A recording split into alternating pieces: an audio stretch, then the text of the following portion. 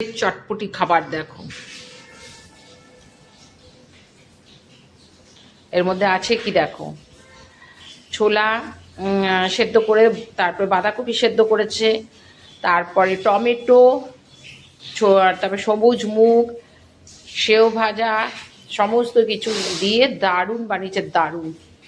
মানে জিভে জল আসছে না তোমাদের? আমার তো জিভে জল এসেছিলো, সেই জন্য 2 চামচ মুখে দিয়েছি। এখন বুঝতে পারছো আমি ঝালে কথা বলতে পারছি না, আমার এতটা ঝাল লাগছে। এর মধ্যে এখন লেবু নিচ্ছি, আর একটু নুন কম হয়েছে, একটু নুন দিয়ে এটা ভালো করে মাখবো।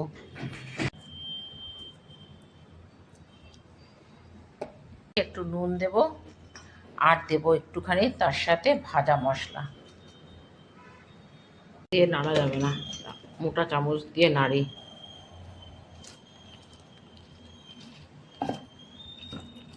একটু ছেলের জন্য রেখে দিই, ছেলের জন্য রেখে দিই নাকি, না চপ?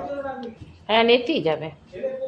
দিয়ে এবার আমি খুব ভালো করে মেখে নিচ্ছি।